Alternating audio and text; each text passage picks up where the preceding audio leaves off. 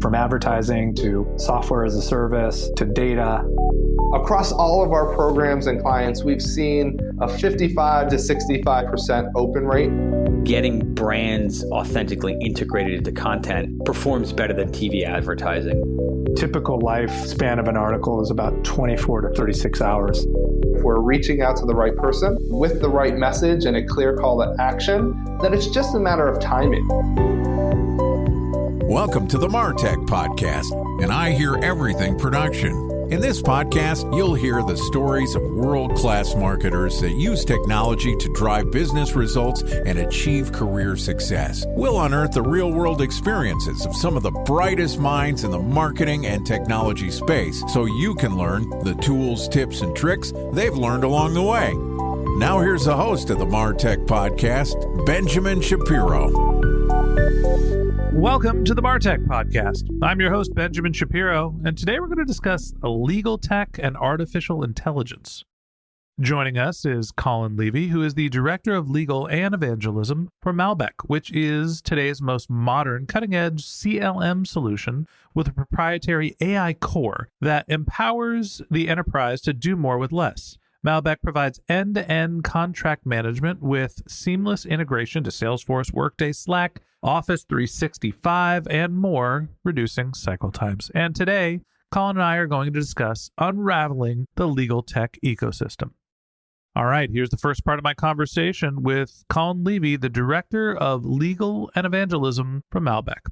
Colin, welcome to the MarTech Podcast. Thanks for having me. Excited to have you here. Excited to talk about a topic that I feel like most marketers are probably like, why are we talking about legal? This is a marketing podcast. But there's a huge blending as marketers are being tasked with more, not only to have partnerships, sign different deals, but also working with artificial intelligence. The legal ecosystem is blending into our work more and more every day. So I wanted to have you on the podcast first to talk to us a little bit about what's happening in legal tech, and then also get into a kind of verticalized use of artificial intelligence. Let's start at the top here.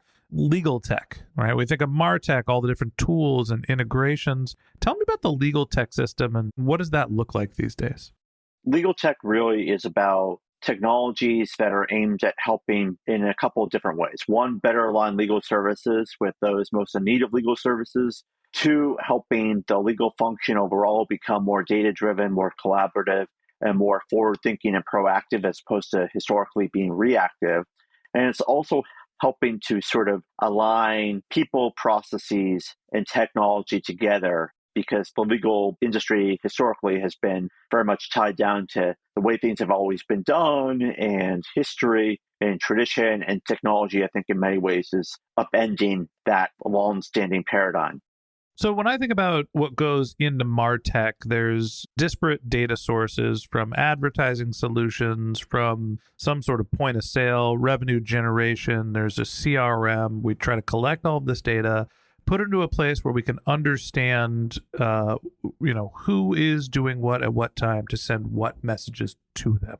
So there's a data input, a centralization, and then an output. Do you have the same sort of fundamental structure? Like, is it we have contract language and clients, they all get fed to a system, and then you can query that underlying database? What's the legal tech infrastructure look like on average?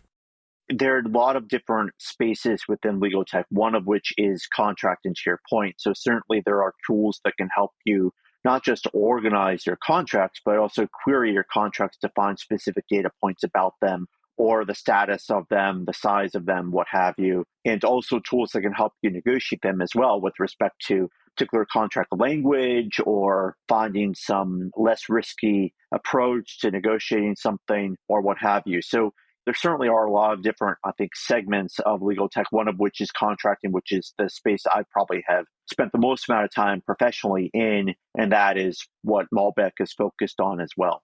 So tell me a little bit about, there's contracting. What are some of the other places where legal tech is supporting lawyers? Sure. So another area is on the litigation side with respect to litigation analytics, which can help provide input and information with respect to drafting a brief, the likelihood of a litigation matter being successful before a certain court or even a certain judge. There are tools that can help you draft briefs, review briefs, conduct legal research, There are also tools that can help in another sector with managing workflows in terms of managing who is assigned to what task for what work, what the status is, what documents they've worked on, what ones they haven't worked on. There are also tools that can help with the administration of law firms in terms of billing, matter management, document management, responding to potential client inquiries and intake of new clients. So there's a lot of different areas, and they're all evolving pretty quickly with the rise of artificial intelligence that now is more accessible to the everyday human being, whereas historically AI was not quite as accessible, meaning you had to be a little more tech savvy and a little more of a coder / techie to be able to use it effectively. In the MarTech industry, there's a couple of different trends. I want to run them by you and see if it's something that's touched the legal tech industry as well. The first one is this increased focus on privacy and regulations. We've seen national governments, federal governments, localities all make different rules when it comes to the collection and usage of data. And we've also seen some of the platforms as well, the Googles and Apples, restrict access to different data. And most of that, in my opinion, is because they want to be the advertiser of choice, not necessarily because they solely have the focus of the consumer at heart. How much is the focus on privacy impacting the legal industry and legal tech as well? It's at top of mind, I would say, for most lawyers, and certainly in legal tech, especially right now, with artificial intelligence being at the forefront. Because I think there's always been an understanding by lawyers to keep things relatively secure and protective, not just for purposes of complying with data privacy laws, but also for purposes of protecting client confidentiality. And now I think as we've seen AI live and breathe on data, there is increased emphasis on who has what data, who is able to see what data, who can share what data is being provided to these tools, and so on. And that's certainly something I've seen as well, not just in terms of AI, but also in terms of contracting and also in terms of vendors and customers working together and sharing of data, because clients want to make sure that their data is not just secure, but also being seen only by those that have to see it, and not just by anyone who simply works for a company that is supporting that customer. I understand that there's, as a case law, hopefully I'm using the right terms here, not a lawyer. I think everybody listening to this podcast probably knows that, where there's publicly available documents that talked about what happened in some sort of a court case or litigation, public ruling. And then there is your private contracts, the things that your company has agreed to. I'm assuming that there is something in between the two of those where there is templatized contracts or some sort of a place to look up different language. The reason why I'm asking this is in marketing, you get first-party data where somebody is giving you access to their data, but there's all sorts of other enrichment tools where if you get an email address, you can go figure out what the person's name is for a price. If you're working in legal and you're building your contracts, are there the same sort of notion of enrichment services or places where you can get access to different structure and types of documents? Absolutely. I mean, that has helped me more times than I care to count, because I've never been wanting to reinvent the wheel every time I'm creating a new document or a new contract. So there are a lot of different tools out there that can help you not just find templates, but craft them and access them as well to help speed up your creation of these documents. So certainly that is a part of not just legal tech, but just a part of legal work now, because like I said, well, I don't want to reinvent the wheel. There are plenty of other lawyers as well who don't want to have to reinvent the wheel either. I guess the last question I have for you is we think about the overlap between MarTech and legal tech. How do you envision or see marketers working with their counsel or working with legal tech vendors to make their jobs safer, more secure, make sure that they have the coverage that they need? I think there are definitely a different number of angles to attack it from. One is from the contracting perspective to make sure there are appropriate provisions in there to protect the sharing of data and the protection of any data that is shared. There's also the ability to craft not just solutions, but also documents to allow for the sharing and processing and analyzing of data, because data, I think, drives a lot of marketing decisions and a lot of how ads are crafted to the right audience to attract the right response and so on.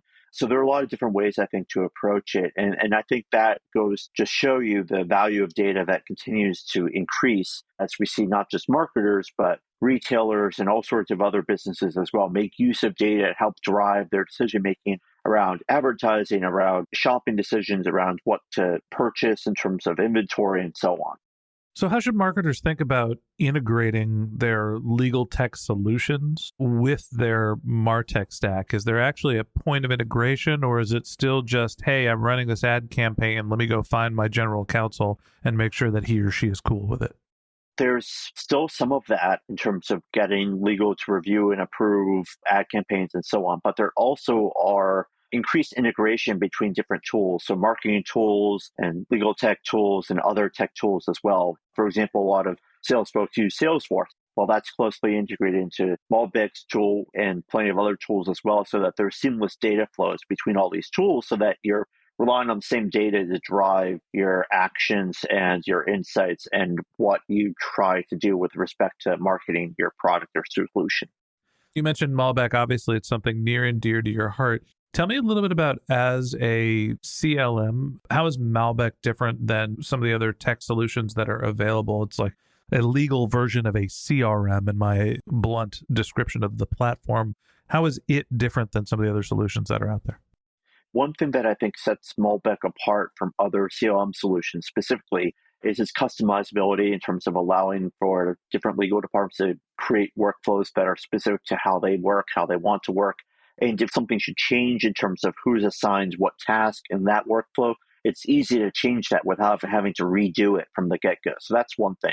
I also think that we have a really dedicated, knowledgeable support team, meaning that if we have a customer /client that wants to create something new as part of their Malbec solution experience, we can work with them to do that effectively. And that, I think, is increasingly important to legal departments as they want things that are really attuned to their needs, not just now, but going forward as well. So I would say that's sort of how we approach it. And that comes from, I think, Malbec's just in general human-first approach to working with others, and that we do sell a tech solution, but it's really important for us to take account of the human element and the human need. And that definitely speaks to something I said earlier about me really being focused on humans kind of leading the way when it comes to technology. You know, the more that I think about the evolution of marketing, the more that the role of a marketer has expanded. We've gone from being primarily a creative medium to being a creative and data-driven medium to including technology. Now, all of a sudden, we're integrating with our cross-functional partners on a deeper level. Understanding what's happening with your legal team and their processes is not just, hey, I've got a contract, can you vet this so I can sign my deal? It's now understanding what's happening with your ad campaigns, using technology tools to understand, mitigate your risk. There's all sorts of different integration points for us marketers with our finance team, our legal teams, our product teams. The role of a marketer has expanding, and the technology integrations are expanding as well. And that wraps up this episode of the MarTech Podcast. Thanks for listening to my conversation with Colin Levy, the Director of Legal and Evangelism at Malbec. Join us again tomorrow when Colin and I continue our conversation talking about the impact of AI on the legal sector. If you can't wait till our next episode and you'd like to learn more about Colin, you can find a link to his LinkedIn profile in our show notes. You can contact him on Twitter. His handle is Clevy_law. That's CLEVY_LAW. Or you can visit his website, which is colinslevy.com, COLINSLEVY.com. Colin also recently published a book called The Legal Tech Ecosystem, and you can find that book on Amazon as well. Just one more link in our show notes I'd like to tell you about. If you didn't have a chance to take notes while you were listening, head over to martechpod.com, where we have summaries of all of our episodes and contact information for our guests.